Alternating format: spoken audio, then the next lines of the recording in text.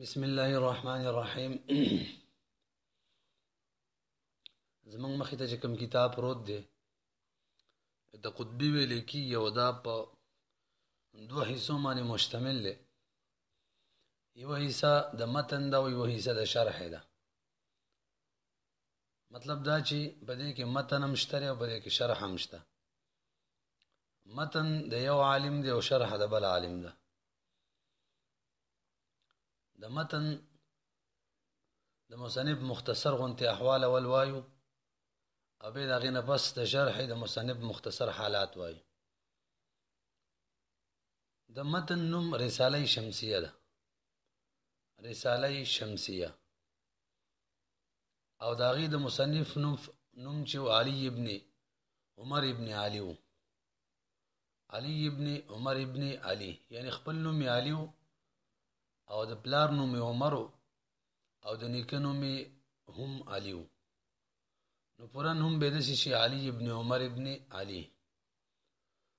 او د متن د مصنف کنیت چې و یعنی د علي ابن عمر ابن علي کنیت ابو الحسن او دغه لقب نجم الدین و. نجم الدین لقب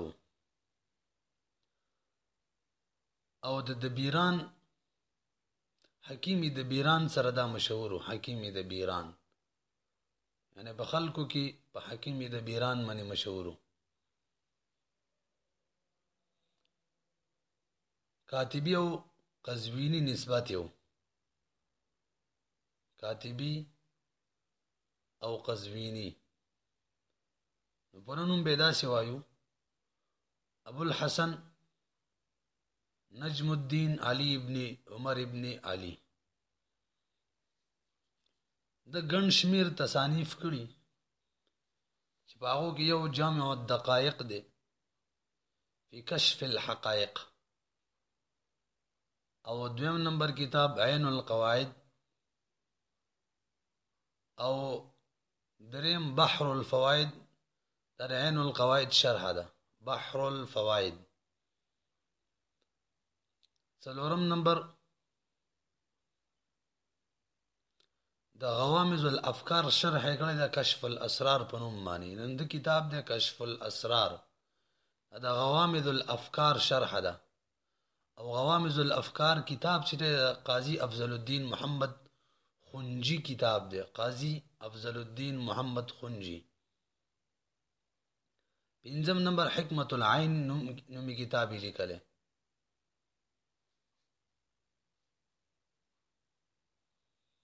او شپږم نمبر د امام فخر الدین رازی کتاب چې کوم مشهور کتاب د ملخص د هغې شرح یې کړی د منصص نوم یې ولیښی. او په فن منطق کې دا مختصر متن لیکلی چې شمسیه نوم یې د رساله شمسیه. او شمسیه نوم یې وله ځکه ایښی چې د هغه وخت باچا شمس الدین محمد هغه ته نسبت کړی دی. رساله شمسیه نوم یې ولیښی. شمس الدین د وجې نه شمسیه نوم ایښی. وفات د ده کله شوی او تاریخ پیدایش پته خو یې نه لګي. په قول د صاحب تاریخ محمدي دا په 3 رجب او په قول د صاحب فوات الوافیات باندې دا د رمضان په میاشت کې و. دې کې اختلاف دی چې 3 رجب او که د رمضان میاشت و. بهرحال خو 675 هجري وه 675 هجري کې دا وفات شوی. که میاشت د رمضان وي او که میاشت د رجب وي خو 675 هجري وه.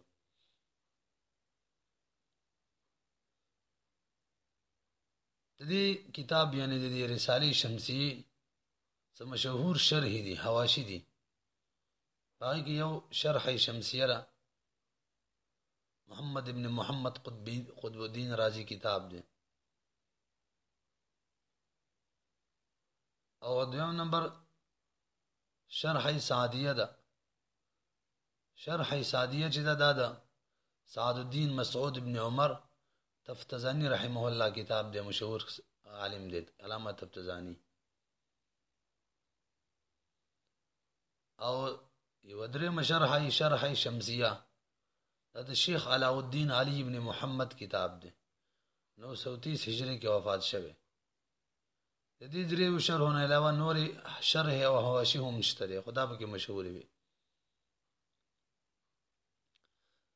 وس د صاحب قطبی مختصر حالات، یعنی کوم چې د شرح مصنف ته داغي حالات وایو. من شروع کی ویل چې زموږ مخې ته کوم کتاب پروت دی قطبی، دا په دوه حصو باندې مشتمل دی. یو حصہ د متن دا، یو حصہ د شرح ده. د متن د مصنف مختصر حالات بیان شو، وس د شرح د مصنف مختصر حالات وایو. یعنی د قطبی کتاب د نوم چې محمد ابن محمد رازی و، محمد خپل نوم او د پلار نوم محمد و، نو محمد ابن محمد رازی. د کونیت چې ابو عبد الله او لقب قطب الدین تحتانی و. تاسو به لقب او کونیت خو پیژنئ کنه. کونیت ویل کیږي اب تا یا ام تا یا ابن تا یا بنت نسبت کول. ابو عبد الله ابن عبد الله چې خلک وي، ام عبد الله بنت عبد الله، ام عبد الله بنت عبد الله، ابو عبد الله ابن عبد الله، دا ټول کونیات دي. او لقب چې د صفت د وجه نه چاته کوم نوم ورکړي شي هغه ته لقب ویل کی. فجی نو د کونیت ابو عبد الله او لقب قطب الدین تحتانی و. دته رازی ولی وی، رازی د ځکه وی چې دا ری د بلاد یلم یو خار دی، دا غي وسودین کې ون دا ری د وجنو ته رازی وی. دا پیدایش کله شوه؟ په 692 کې دا پیدا شوه، 692 هجری کې. علامه سیوطی رحمه الله په بغیة الوعاء کې او صاحب د کشف الظنون د نوم محمود خودلې دی، چې دا محمد نوم نه دی، محمود نوم دی. تحتانی وته ولي وي، یعنی د تحتانی ولي وي.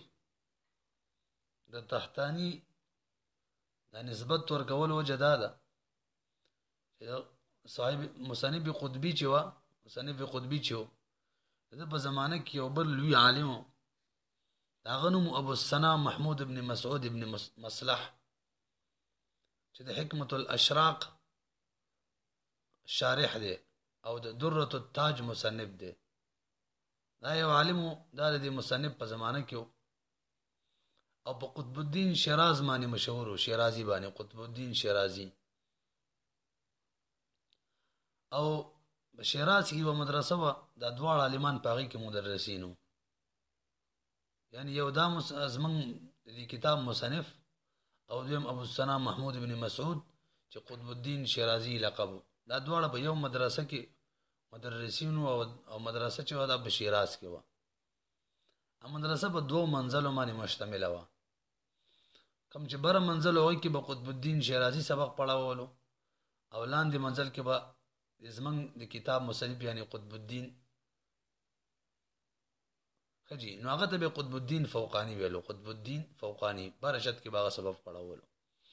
او لاندې کوم چت چې لاندې کوم منزلو هغه کې به قطب الدین رازی د زمون مصنف کتاب، زمون چې کوم د کتاب مصنف د باب کې سبق پڑھاولو، هغه بر پڑھاولو، هغه ته فوقانی وی، قطب الدین فوقانی. او د بلاندې پڑھاو نو ته قطب الدین تحتانی وی. نو تحتانی د ویلو وجه دا ده.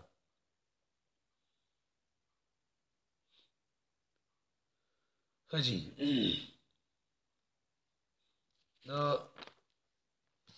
موږ د کتاب د مصنف چې کوم مصنف دی، یعنی د خطبه شرح والا چې کوم مصنف دی، د مبارک خلکو خسته خسته اقوال کړی دي چې هغه نه یو قول د حافظ ابن کثیر رحمه الله د مبارک فرمای احد المتکلمین العالمین بالمنطق، دا د متکلمینو نه یو کس په منطق باندې ډیر خپیدلو.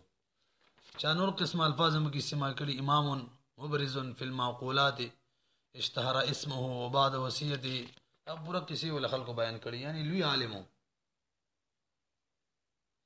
وفات کله شوه. یو قول الله چې دا په 74 کال عمر کې وفات شوی 74 کال عمر یو ټول او شپږم ذیقعده و 966 شپېته 766 کې د انتقال شوی 766 هجری کې دا تصنیفات څه دي یو کتاب چې یو تصنیف یغه شرحه د مطالع الانوار د چې داغي لوامع الاسرار نوم دی لوامع الاسرار شرح مطالع الانوار دا منطق او د حکمت کتاب دی ډیر مفید کتاب دی دویم محاکمات شرح اشارات محاکمات شرح اشارات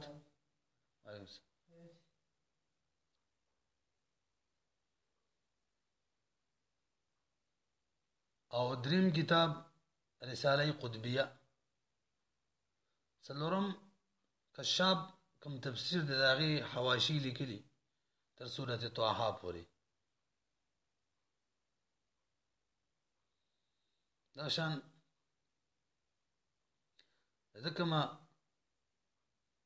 کوم کتاب دی د ازمن مخه ته چې پروت دی په دې معنی مختلف حواشی لیکلي شوی دي او د یو کتاب حواشی زیاتېدل لار کتاب د مقبولیت غټ دلیل وي دا مختصر غونته کې حالات د ماتن او د شارح ان شاء الله سبانه به مخ کې سبق وایو